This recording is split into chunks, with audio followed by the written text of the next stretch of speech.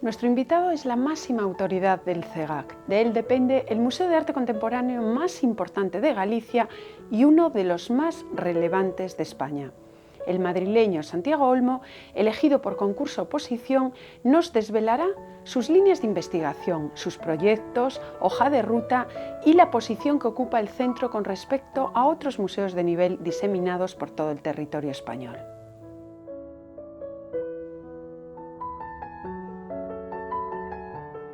Bienvenido a Espacio de Arte, Santiago. Muchas gracias. Comenzamos por unas leves confesiones personales. Riguroso, practicas la templanza, el saber estar, las buenas maneras. ¿Alguna otra virtud y algún defecto? Uf, qué difícil, virtudes y defectos para uno mismo. Yo creo que, bueno, como empezaría por los defectos. En los defectos podría decir que podría ser como proclive a disfrutar en demasía con las cosas. En demasía, eso sería el defecto. Y como virtud creo que me gusta profundizar en las cosas y me gusta ver la realidad desde los planos más contradictorios y difíciles, y ese es uno de las... Sí, creo que es ese. ¿Algunas otras aficiones favoritas, aparte del arte? Bueno, obviamente la lectura, el cine, el teatro, la música, la cultura en general. Sí, sí. ¿Y un buen director de cine o una buena película? Bueno, también enormemente difícil. Me interesa mucho como cineasta el primer Pasolini y también el Fellini más imaginativo. ¿Dónde te has formado? Yo me he formado en una escuela italiana, tengo una educación, digamos, italiana, y después he tenido, y desde ahí me ha venido una gran afición y un gran respeto y amor por la cultura. Después mis estudios de filosofía los realicé en Madrid, pero de alguna forma mi educación, entre comillas, ha sido una educación que he realizado en viajes, en experiencias personales, en lecturas, en conexión, digamos, con los maestros, con la tradición, con los museos, con los teatros. Todo un afortunado, ¿te consideras? Absolutamente, en ese sentido, sí, y en eso debo también mucho a una cierta inquietud de mi padre, que siempre me impulsó justamente a aprovechar los viajes para conocer lo que había en esos lugares, ¿no? ¿Y qué sueles traerte de esos viajes especiales? Básicamente libros. Es casi como un vicio, ¿no? Ese coleccionar libros y luego también coleccionar amistades e imágenes. Imágenes fotográficas. Sí, y con los años también uno que se dedica al arte se va creando su propia colección, supongo. Sí, efectivamente. Yo tengo también un trabajo artístico y muchas veces ha habido muchos intercambios con artistas. Entonces, bueno, pues la colección que tengo en muchas ocasiones es un intercambio también de mis propios trabajos. ¿Con qué propósitos empiezas este año justo que comienza? Bueno, con el propósito de reorganizar, en cierta manera, el museo, ¿no? El CEGAC, que es una tarea, bueno, compleja, complicada. ¿Y qué es lo que te ha traído más de la dirección? Bueno, la posibilidad de estructurar un proyecto y un proyecto público. Eso creo que es fascinante, ¿no? El coordinar, porque la dirección de un museo es básicamente coordinación, poner de acuerdo toda una serie de energías. El museo no es un proyecto de una persona, no es el proyecto de un director, es un proyecto de un equipo. En ese sentido, el CEGAC tiene un equipo magnífico de grandes profesionales, algunos de los cuales ya conocía antes de llegar a Santiago. Y sobre todo es que el trabajo de un museo es un trabajo de sinergias y no todas están en el museo, es decir, para que un museo funcione en una determinada ciudad, en un determinado territorio, necesita las sinergias, la ayuda, la colaboración, la complicidad, el guiño de otras instancias, tanto públicas como privadas, y también de la propia sociedad, es decir, que es un trabajo, digamos, de conexión, de interrelación. Al final, un museo, como la cultura en definitiva, es una cuestión de diálogo y de conversación, y de eso se trata. Sí. Vamos a profundizar precisamente en este museo. ¿Cuáles son las líneas expositivas que vas a imponer en el CEGAC? En realidad, bueno, yo lo que imponer me parece una palabra como muy fuerte. Sí. Yo creo que voy a impulsar. Sí. Me gustaría decir que voy a impulsar primero una línea de investigación. Creo que el museo hoy debe tener ese carácter de un centro de investigación, muy en paralelo a lo que podría ser una universidad, pero de una manera no reglada y de una manera también reglada, porque el trabajo en un museo tiene esos dos aspectos. La investigación sobre el presente, sobre la contemporaneidad y su relación con la memoria. Por tanto, es un trabajo, digamos, a dos bandas. Después hay una cuestión que me parece muy importante y es plantear un trabajo crítico o posicionamientos críticos, un debate, volver a poner sobre la mesa un debate, no solamente centrado sobre el arte. Yo creo que los museos hoy tienen una función, digamos, de eje, de articulación, de toda una serie de discusiones que han desaparecido de otros espacios, de otros lugares. Yo creo que el museo ha ocupado el espacio que antes tenían otras instancias de alguna forma, y esa capacidad de plantear cuestiones que van desde la creación de imágenes simbólicas a cuestiones de carácter social o educativo, o sea, plantear, por ejemplo, la importancia de lo educativo y en relación de lo educativo con lo empresarial, es algo que solamente puede ocurrir de una manera dinámica en un museo. Reivindicar lo público y a la vez reivindicar la energía privada, esas dos cuestiones son las que se tienen que encontrar en el museo. Lo privado es también lo subjetivo del artista, lo público es el impacto en lo social. Quiero decir que la investigación, la educación, todas esas cuestiones que están en la política están en el museo en un plano discursivo, práctico y sobre todo en un plano de encuentro, ¿no? Tú has investigado mucho sobre el arte latinoamericano y hay una exposición, Luis González Palma, en la planta sótano del CEGAC, bueno, de uno de los artistas que hace tiempo que sigues. Háblanos de esta muestra, de un corte totalmente diferente a la de Javier Bañoral, que está en la primera planta. Sí, de hecho, bueno, con el proyecto de Luis González Palma no es un proyecto directamente comisariado por mí, el comisario es Alejandro Castellote, es un colega que desde hace muchos años bueno, nos conocemos, hemos colaborado en distintas ocasiones y la exposición se inauguró este pasado verano, más o menos a principios de junio, final de mayo, cuando yo acababa de ganar el concurso público para dirigir el CEGAC, y yo estaba en Madrid en ese momento, visité la exposición y me pareció una exposición magnífica para poder traer a Santiago.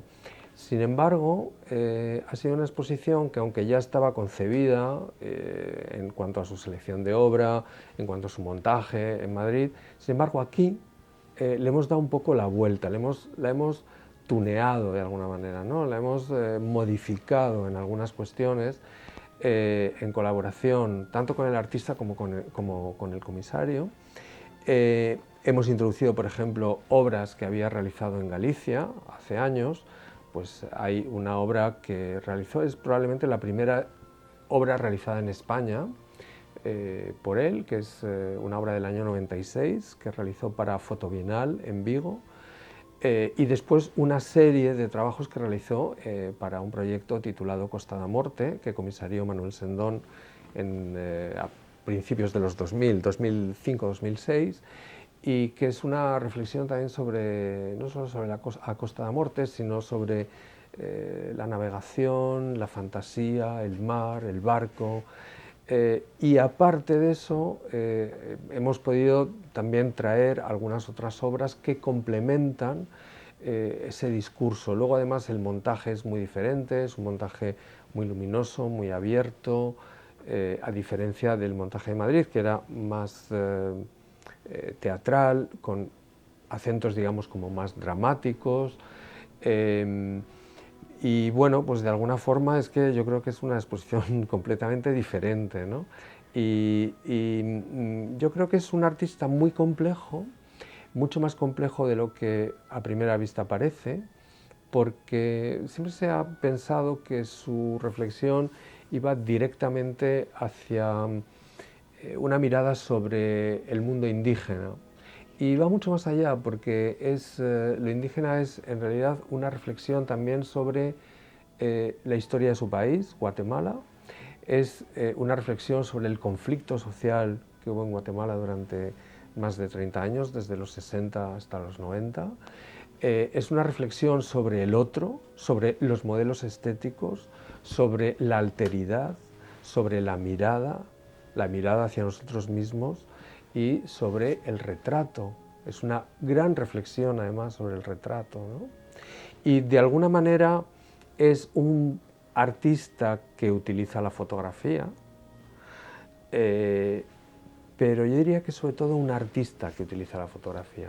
En contraste, la exposición de Javier Vallhonrat sí es una exposición plenamente comisariada por mí desde el principio. De hecho, es un proyecto que viene desde la Universidad de Navarra, donde se inauguró antes de que yo ganara el concurso en Santiago, y surge además de un proyecto de hace 5 años. Por tanto, ha habido todo un trabajo con el artista sobre el proyecto, a partir de un proyecto del Museo de la Universidad de Navarra, que consistía en invitar a fotógrafos actuales para que realizaran un diálogo, un proyecto con el siglo XIX, con la fotografía del siglo XIX. En el fondo era invitar a los fotógrafos a que pudieran dialogar con la propia historia del medio fotográfico, ¿no?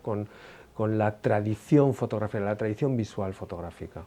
Javier Vallhonrat viajó a Pamplona, donde está la colección, vio la colección y se fijó en 2 fotografías realizadas en 1853 por el vizconde Joseph Vigée, que realizó un viaje en ese momento por los Pirineos, y estas 2 fotos están realizadas justo desde el punto de frontera entre España y Francia, sobre el macizo del Aneto, el macizo de las Maladetas.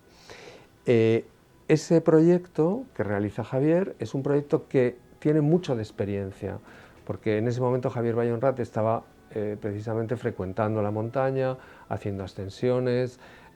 Bueno, es un montañero experto. Sí, que el espectador puede ver en todos los vídeos que hay de él, y además Exacto. Y un trabajo que va muchísimo más allá de lo documental, porque no es el mero paisaje de montaña, sino sí, son todas las incertidumbres, todas las desorientaciones que se producen ahí en las altas cumbres, ¿no? Sí, es sobre todo, además, habla de la fragilidad del hombre frente a la naturaleza. Es la sensación de de incertidumbre frente a lo atmosférico, y es también un cuestionamiento sobre la construcción del paisaje como imagen. Es decir, las imágenes que tenemos ahí no son paisajes espectaculares, los intuimos, también porque en lo que pone el dedo en la llaga Javier Vallhonrat es que el paisaje es una experiencia personal e intransferible que tiene mucho que ver con una mirada cercana, con una mirada de fragmento, y que nos oculta la panorámica que normalmente se suele hacer con los teléfonos móviles, con las cámaras que recogen, digamos, todo, ¿no? Con la foto de revista, nos oculta la auténtica experiencia del paisaje, que es ese aspecto poético de lo pequeño, la piedra, la flor, el viento, el olor del pino, la pisada, el agua, todo eso, la nieve, el hielo, el crujir del hielo bajo las botas, todo eso de alguna manera está desarrollado en la exposición, ¿no? Es ver el paisaje desde otra perspectiva, desde una perspectiva de experiencia, y por otro lado es también un no paisaje, es eso que nos parece corriente, y él considera que es realmente la esencia del paisaje, ¿no? Buenos contrapuntos, una es fotografía paisajística y la otra ya es más del retrato. Dos contrapuntos muy complementarios. Pasamos a analizar el arte gallego, porque te hemos oído que al tomar posesión de tu cargo has notado un déficit de artistas gallegos presentes en esa magnífica colección. ¿Cómo lo vas a subsanar? Bueno, hay que hacer una precisión. La colección tiene un importante fondo de artistas gallegos. Lo que pasa es que muchos de ellos no están bien representados y es contradictorio, ¿no? Es decir, que de grandes nombres de artistas importantes haya pues una obra o dos obras, que no haya un seguimiento. Una revisión de determinados trabajos. Claro, me parece que es un déficit. Ahora bien, nos enfrentamos a una situación grave porque, claro, para construir una colección se necesita presupuesto. Y ahí quería tocar yo también. Cuando antes de que yo llegara, pues salió la colección de Arco, que tenía una cosa muy interesante, y es que había un convenio por el que había la obligación por parte del CEGAC de comprar en Arco por una cantidad anual de 100.000 euros. 100.000 euros no es mucho para la colección de un museo. Hay que tener en cuenta que estamos hablando de un patrimonio, y esos patrimonios que hoy admiramos en museos como el Prado, la National Gallery, la Uffizi, los grandes museos, han sido verdaderamente construidos al cabo del tiempo a través de una inversión, o bien de los obispos, o bien de los reyes, o de las casas principescas, de lo que sea, pero ha habido, digamos, una inversión, y la colección es para un museo algo enormemente positivo. Es primero el patrimonio de una sociedad, es también lo que documenta el desarrollo de una sociedad y de una cultura. Y si nosotros desde aquí, desde Galicia, no realizamos ese seguimiento del arte gallego en relación con el arte internacional y el arte español, no lo va a hacer nadie fuera. Es decir, que hay de alguna manera una responsabilidad desde aquí de trabajar con los artistas y el arte gallego. En ese sentido, a mí me parece muy importante el reforzar los presupuestos de adquisición, porque además en momentos, digamos, la colección permite hacer muchas cosas, hacer muchos proyectos, realizar proyectos educativos. La colección además debe salir de Santiago, quiero decir, a través de proyectos itinerantes que puedan viajar a otros lugares Eso se está haciendo, ya se ha hecho anteriormente, en anteriores etapas. Sí, pero tiene que ir acompañado de programas de acceso al arte contemporáneo. No, una exposición hoy no es nada si no está, digamos, apoyada por toda una serie de programas, o bien de conferencias, o bien de cine, de talleres, de cursos. Y el museo lo que tiene que hacer es justamente eso, el poder apoyar a la ciudadanía, a los ciudadanos, a que vayan adquiriendo herramientas de comprensión, no para que sean expertos en arte, sino para que se entiendan mejor a sí mismos y entiendan mejor la sociedad en la que viven, y que su trabajo además se enriquezca con lo que otros aportan. Y sobre todo para que no se siga viendo el arte como algo sumamente elitista. Es que no lo es, no lo es. Yo creo que la gente que ve el arte como algo elitista es porque no lo conoce o simplemente sigue lugares comunes.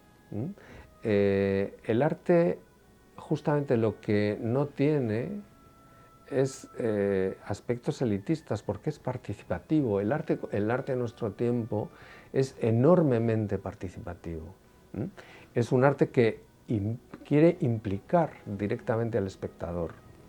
El problema es que los sistemas educativos han ido poco a poco eliminando las pequeñas herramientas que tenía la gente para entender la cultura de su tiempo.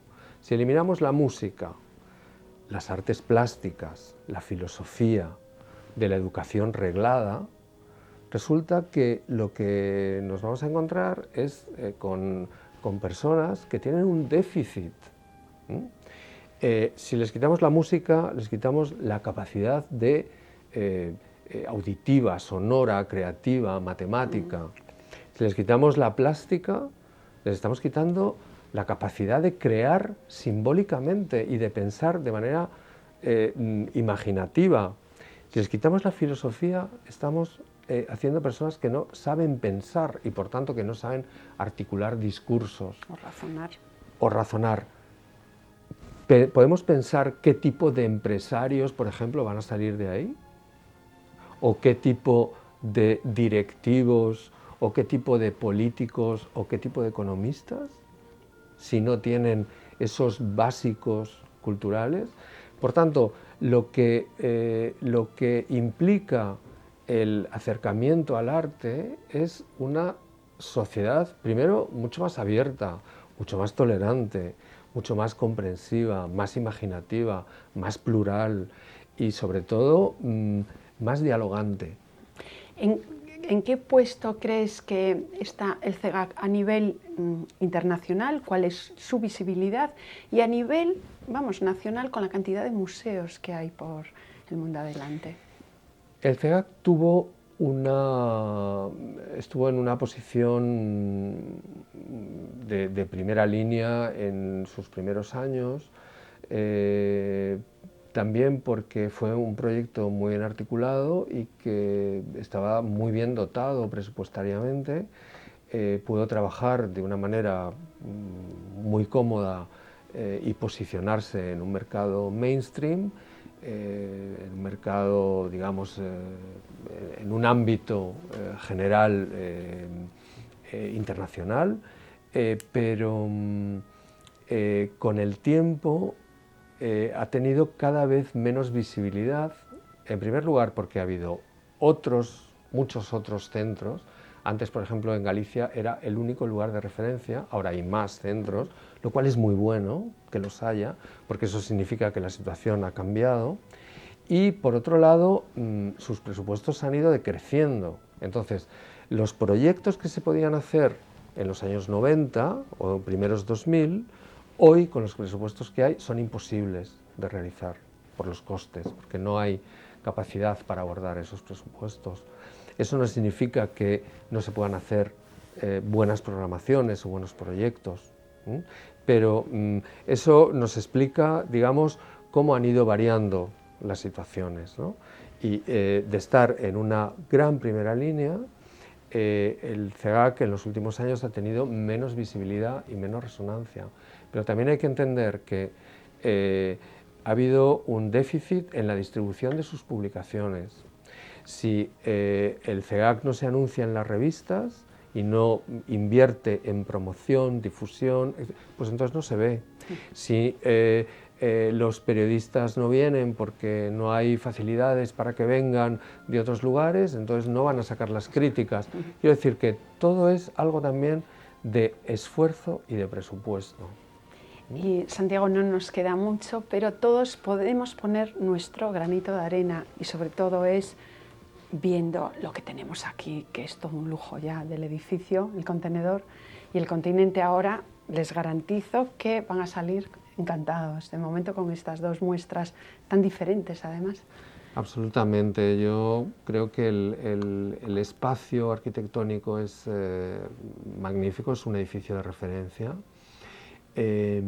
Además, el impacto que tiene en una ciudad con la calidad de arquitectura histórica, un edificio contemporáneo, con esa fuerza y con esa calidad, es, digamos, un complemento extraordinario. Yo creo que la gente de fuera lo aprecia mucho más que nosotros. De hecho, siempre se ve más gente de fuera. Santiago, no nos queda más tiempo. Muchísimas gracias. Muchísimas gracias a vosotros. Hasta siempre. El CEGAC es un contenedor de cultura y conocimiento. A través del arte se puede reflexionar sobre cuestiones económicas, sociales o políticas y nos sumerge en el tiempo en el que vivimos, el pasado o el porvenir.